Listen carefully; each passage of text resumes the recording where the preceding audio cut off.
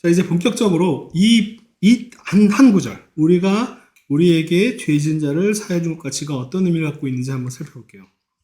자, 이게 죄 용서가 누구만이 할 수 있다고?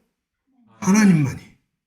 하나님만이 용서를 할 수 있는 상황에 지금 예수님이 우리 보고 뭐라고 했냐면, 야, 너한테 잘못한 사람 네가 용서해 줄 수 있어 라고 얘기를 하는 거예요. 이게 뭐예요? 그 사람들이 듣기에는, 유대인들이 듣기에는 뭔 말도 안 되는 소리야 라고 하는 거예요. 그러니까 지금 예수님께서 침상에 누운 중풍병자를 데리고 와서 예수님께서 이렇게 얘기합니다. 너의 죄사함을 받았다 라고 얘기했더니 사람들이 뭐라고 얘기하냐면, 서기관들이 누구예요? 성경에 통달한 사람들이죠. 그죠? 성경 잘 아는, 구약을 통달한 사람이에요. 이 뭔 소리야, 이 사람이 지금 하나님을 모독하고 있다. 왜 그런지 이해가 되셨습니까? 죄 용서를 하나님만이 하실 수 있는데 갑자기 제사법을 지키지도 않은 한 인간이 나타나가지고 너의 죄가 사해졌어. 우리는 사실 이런 표현을 무슨 드라마에서도 너의 죄를 사하는, 우리는 이 표현이 되게 익숙해서 이게 어떤 의미를 갖고 있는지 모르는데, 성경 시대에서 이 표현은요, 하나님만이 하실 수 있는 거를 지금 인간이 해서 지금 난리가 난 거예요. 뭔 개벽대 같은 소리를 하고 있는 거야? 라고 얘기하는 거예요. 그러니까 지금 왜 이 표현, 성경의 이 표현들을 이해하려면 구약부터 내려오는 이걸 알아야 된다니까요. 이 사람이 어찌 이렇게 말하는가? 신성모독이 그러다. 오직 하나님 한 분 외에는 누가 능히 죄를 사하겠냐? 죄를 사할 수 있는 것은 하나님 한 분뿐이다. 이게 바로 살하라고 하는 단어를 쓸 수 있는 주어는 하나님밖에 없다라고 하는 것이 구약부터 쭉 내려오는 이야기이기 때문에 그래요. 똑같은 누가복음에서도 서기관과 바리새인들이 다 성경을 통달한 사람들입니다. 구약을 통달한 사람들이에요. 신성모독하는 자가 도대체 누구냐? 오직 하나님 외에 누가 능히 죄를 사하겠냐? 이 반응이 왜 나오는지 이해하시겠죠, 그죠? 네. 바로 이것 때문에 그래요. 자, 그랬더니 거기에 대해서 예수님이 오늘 이 표현 이해하는 거예요. 자, 너의 죄 사함을 받았다라고 하는 말과 일어나 걸어가라 라고 하는 말 중에 어느 것이 쉽겠느냐? 여러분들, 제가 이 구절에 대해서 뭐가 더 쉬운 것 같아요? 네? 이거 제가 설교하시는 분들도 이상한 소리 많이 하시더라고. 여러분들, 자, 죄사함 받았다라고 얘기하는 게 쉬워요? 아니면은 병자한테, 걷지 못하는 사람한테 일어나 걸어가라 라고 얘기하는 게 더 쉬울 것 같습니까? 죄사함 받았다라고 얘기하는 건 그냥 말 한마디 하는 거고요. 그죠? 일어나 걸어가라는 뭔가 병을 고치는 대단한 일이기 때문에 일어나 걸어가라라고 하는 것이 더 어려운 일이다라고 여러분 생각하실 수도 있을 것 같아요. 제가 이제 이 둘 중에 뭐가 더 어려운 표현이었는지 확실하게 설명해 드릴게요. 딴소리 하지 마세요, 이제부터. 네. 자, 그 다음에 나오는 표현을 보세요. 인자라고 하는 표현은 사람의 아들이라고 하는 표현이에요. 히브리어로 문의 아담 라고 하는 표현인데, 사람의 아들이 이게 두 가지 의미가 있을 수 있습니다. 첫 번째는 뭐냐 하면 예수님을 가리키는 표현이죠. 우리가 인자하면, Son of Man 하면 바로 예수님 한 분을 가리키는 표현으로 우리는 신약적인 표현에 익숙하기 때문에 그렇게 얘기를 해요. 근데 사실은 구약적인 표현들에 익숙한 사람들은 인자하면요, 그건 사람의 아들을 나타내고, 사람의 아들들, 아담의 후손들은 누구냐면 그냥 사람을 나타내는 표현이에요. 그러니까 인자라고 하는 표현이 두 가지 그러니까 이것도 해석자에 따라서 달라요. 어떤 해석자는 이것은 바로 예수님 한 분이 바로 죄를 사하는 능력이 예수님한테 있다. 예수님이 바로 하나님 성부와 동일한 성자로서의 예수님의 신성을 나타내는 표현이다라고 해석하시는 분들도 계세요. 저는 거기에 별로 동의하지 않아요. 왜 그러냐면 그 뒤에 나오는 표현들 때문에 그래요. 자, 제가 설명해 드릴게요. 저는 이 인자는 그냥 사람을 나타내는 표현이다. 사람에게 죄를 사하는 능력이 있는 줄을 너희들이 알도록 하기 위해서 지금 이런 일을 벌이는 것이다. 여러분 동의 안 하셔도 됩니다. 왜 그러냐면 제가 여기서 인자라고 하는 표현이 예수님 한 분을 나타내면 예수님 한 분의 어떤 신성을 나타내는 표현으로 이해할 수 있고요. 그게 틀렸다고 얘기하지는 않겠습니다. 그렇게 해석하시는 분들도 많이 계시고 대단한 학자들도 그렇게 해석하시는 분도 많아요. 근데 저는 그렇게 생각하지 않는 이유가, 이것이 인자가 그냥 일반적인 사람을 나타내는 표현이다라고 생각하는 이유가 뭐냐 하면 바로 그 다음 표현이에요. 사람들이 우리가 보고 두려워하여 이런 권능을 사람에게라고 번역을 해서 사람이 바로 예수님을 가리키는 표현이구나라고 여러분 생각하실 수도 있겠는데, 자, 그리스어를 아시는 분들, 제가 거짓말하고 있지 않다는 것을 얘기해드리기 위해서, 자, 이던테스 데호에 요클로이. 자, 무리들이 보고서는요 두려워했어요. 그리고 또한 하나님께 에독사스 하나님께 감사를 드렸는데, 하나님께 영광을 돌렸는데 어떤 하나님에게 감사를 드렸냐 하면 이러한 권능을, 이러한 능력을, 이러한 파워, 엑수시아는 파워예요. 이러한 파워를 누구에게 주냐면 토이스 안트로포이스는 사람들에게예요. 사람에게가 아니라 한 인간에게 주는 하나님이 아니라 이러한 죄를 용서할 수 있는 능력을 사람들에게. 이게 충격적인 사건이었다는 거예요. 이 사람들한테는. 그러니까 두려웠다는 거예요. 무서웠다는 거예요. 왜냐하면 이스라엘 역사에서 사람이 죄를 용서해 본 적이 없으니까요. 이러한 권능을, 자, 이게 만약에 예수님 한 분을 얘기하는 표현이었다면 이러한 권능을 그냥 저분한테 주신 하나님께 영광을 이렇게 표현하면 되는데, 그렇게 하지 않고 죄를 용서할 수 있는 그 능력과 권세를 사람들에게요. 정확하게 사람들에게 주신 하나님께 영광을 돌렸다는 거예요. 자, 죄사함을 받았다와 일어나 걸어가라. 둘 다 어려운 일이겠죠. 그죠? 둘 다 어려운 일인데, 뭐가 더 어려운 일이냐면 아픈 사람이 낫는 것, 기적적으로 낫는 것은 뭐 적지 않게 일어나, 적어도 가끔, 종종은 모르겠지만 가끔은 벌어질 수 있는 일인데, 죄가 용서되는 사건, 사람의 죄를 용서하는 사건, 너의 죄가 용서받았다라고 사람이 어떤 제사법을 통해서 하나님 그 모세 오경을 통해서 나타나신 하나님의 말씀에 따라서 그 방식으로 죄 용서가 이루어지지 않고 그냥 사람이 야, 너의 죄가 용서되었어 라고 이야기할 수 있다라고 하는 것은 그 당시 사람들은요 생각조차 못했던 일이에요.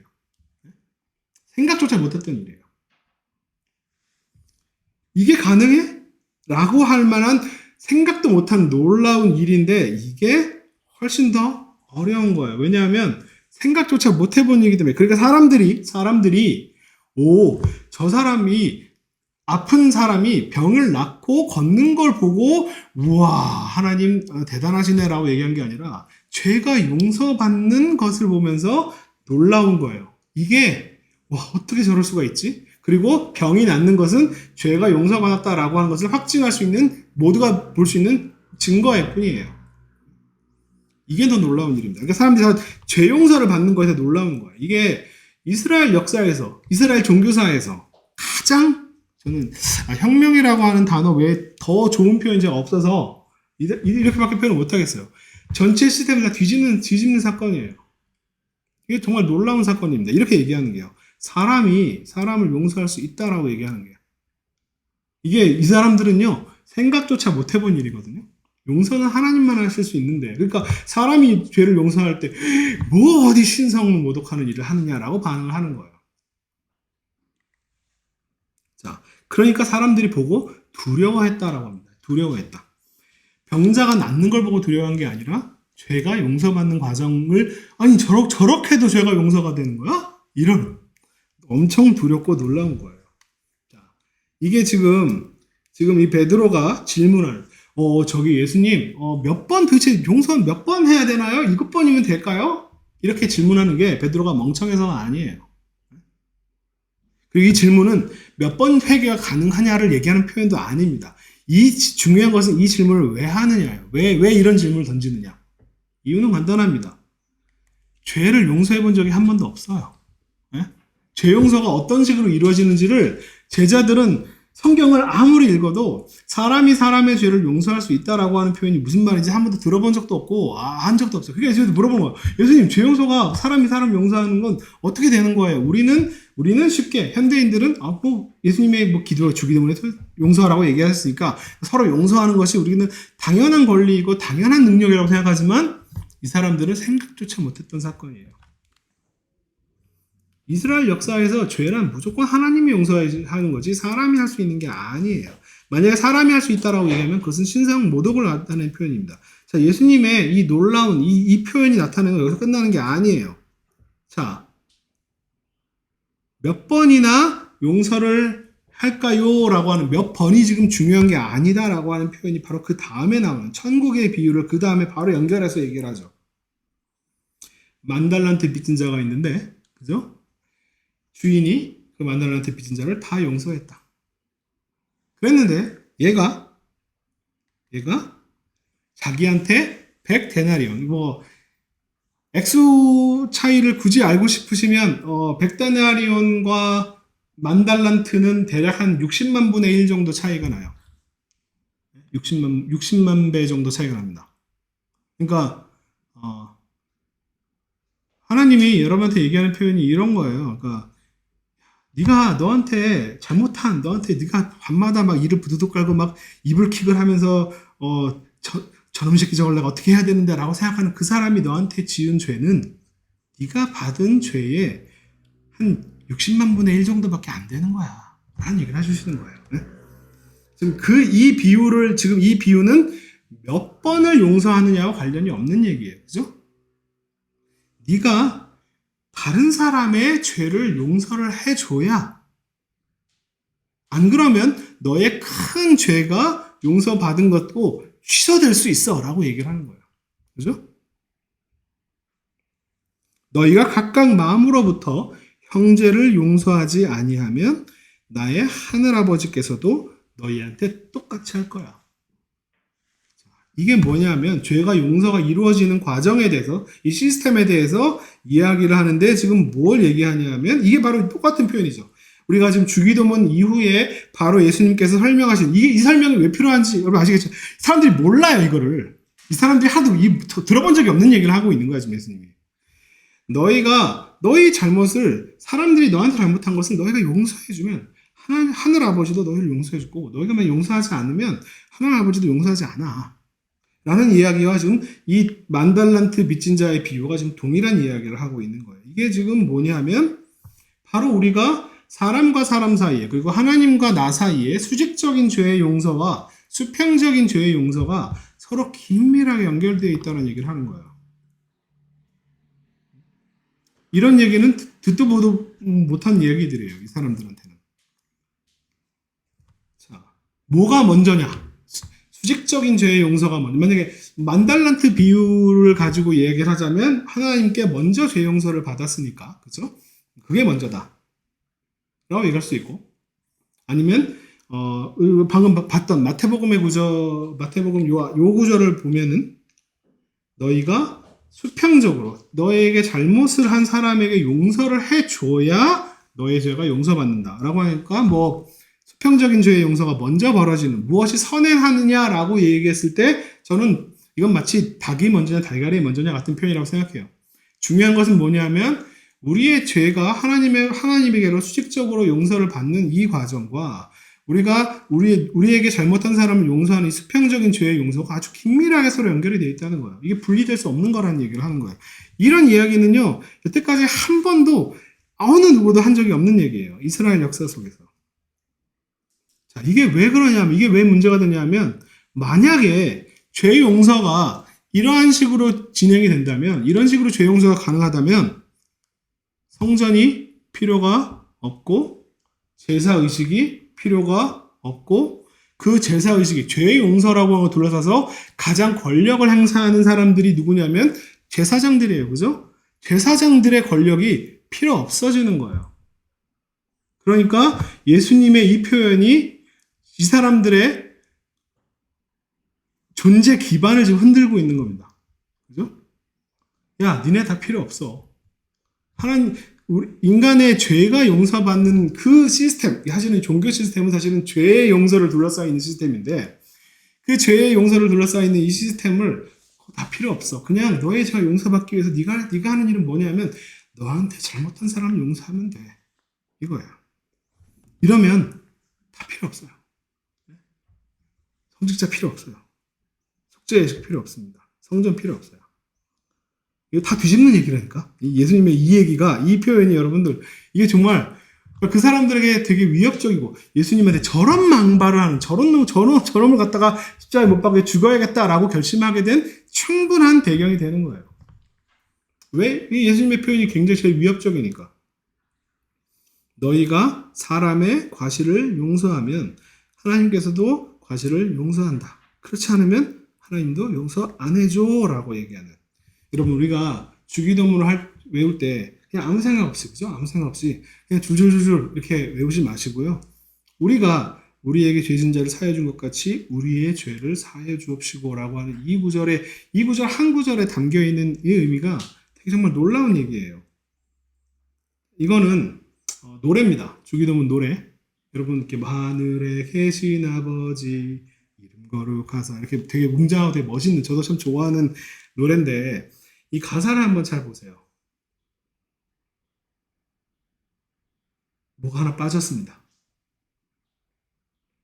주님 나라 임하시고 뜻이 이루어지다. 일용할 양식 주시고 우리들의 근죄 다 용서하십시오. 뭐가 빠졌어요? 우리가 우리에게 잘못한 사람을 용서한 것 가치를 빼버렸어요. 네? 수평적인 거는 별로 중요하지 않고 내 죄가 용서받는 수치적인 게 더 중요하다고 생각한 것 같아요. 그게 별로 중요하지 않고 지엽적인 거라고 생각해서 그 부분을 뺀 것 같습니다. 중요한 게 뭔지 모르는 사람이 이걸 쓴 것 같아요. 아니면 번역의 문제인 거야. 제가 이 노래는 원래 외국 곡이었을 테니까 외국 원문은 주기도문 그대로 사람한테 그걸 우리말로 번역하시면서 뭔가 글자 수가 안 맞다 보니까 뭔가 말을 뺐는데 제가 생각하기에는 제일 중요한 부분을 뺐어요. 뭐가 중요한지 몰라서 그런 것 같습니다. 자, 사람이 사람을 용서할 수 있다. 우리는 참 익숙하고 별거 아닌 얘기 같지만 이것이 갖고 있는 의미가 바로 수평적인 죄의 용서. 우리가 사람에게 잘못하는 것과 하나님께서 우리의 죄를 용서하는 것 사이에 이게 아주 긴밀하게 연결되는 거다 라고 하는 얘기예요. 그 다음에 이 말을 다시 한번 보겠습니다. 우리가 우리에게 죄 지은 자를 사하여 준 것 같이 이미 우리는 용서를 했어요. 그런 것처럼 우리의 죄를, 하나님께 지은 우리의 죄를 용서해 주세요라고 얘기하는 것은, 자, 우리가 남의 죄를, 나한테 잘못한 사람을 용서할 때 있어서 나는 여전히 하나님께 용서를 구해야 할 여전히 죄인이에요. 그죠? 죄인입니다. 여전히 죄인이지만, 내가 여전히 죄인이지만, 죄인이 나한테 잘못한 죄인을 용서해 줄 수 있다는 얘기를 하고 있는 거예요. 자, 이 표현들이 진짜 정말 여러분들이 이게 그냥 백날 이렇게 주기도문을 열심히 이렇게 외운다고 해서 이게 이런 이 한 구절이 갖고 있는 의미들이 알아지고 이해되는 것 같지는 않아요. 여러분, 앞으로 우리의 잘못을 용서해 주십시오. 어떻게? 저 밑에 보면 호스카이라고 카이하면서 바로 그렇게, 바로 똑같이 우리가 우리한테 잘못을 한 사람들을 용서해 준 것 바로 그대로 우리의 잘못을 용서해 주세요 하나님이라고 이야기하는 거예요. 자, 다시 만인제사장 얘기로 좀 돌아올게요. 만인제사장. 저는 이 만인제사장이 무슨 박사들만, 무슨 히브리 전공자들만 성경을 해석하고 그런 게 아니고 나도 할 수 있어. 목사만 설교해? 나도 설교할 수 있어. 이런 얘기를 하는 게 아니라고 생각합니다. 자, 저는 캐톨릭이 저는 이단이다 이렇게 생각하지 않고 있는데, 그렇지만 그리고 마리아를 섬기고 이래서 캐톨릭이 문제다 이런 얘기 하시는 분들은 저는 별로 중요한 부분이 아니라고 생각합니다. 중요한 건 뭐냐면 죄가 용서받는 시스템을 그전에는 제사장들이 하는 역할을 예수님이 이게 필요 없고 그냥 네가 용서하면 돼라고 이야기하는 이 부분을 다시 사제라고 하는 제도 속으로 또 다시 바꿔놓은 거예요. 그러니까 예수님이 다 뒤집어 놓은 얘기를 다시 원래대로 유대교 이름만 제사장에서 이름만 사제 신부로 바뀌었을 뿐 이 구도는 똑같아요. 죄 용서라고 하는 것이 권력이 돼버리는 거예요. 그거 가지고 너희는 나를 거치지 않으면 하나님께 죄를 용서받지 못해라고 얘기하는 거예요. 이게 예수님께서 하셨던 그 말씀의 가장 핵심적인 상황들을 갖다가 다시 원위치 시켜버린 듯한 느낌이 듭니다. 저는 이게 잘못이라고 생각해요. 많은 제사장설은 나도 막 설교할 수 있고 나도 성경할 수 있고 이 얘기가 아니고요. 여러분도 용서할 수 있다고요. 여러분도 여러분한테 잘못한 사람을 용서할 수 있다고. 어떤 특정한 사제나 어떤 특정한 권력을 갖고 있는 사람들의 힘을 빌리지 않고도 여러분에게 잘못한 사람을 용서할 수 있다라는 얘기를 하는 거예요. 그래서 오늘 많이 늦은 저를 여러분이 용서해 주시면 하나님께서 여러분의 잘못을 용서해 주실 것입니다. 오늘 강의를 여기서 마치도록 하겠습니다.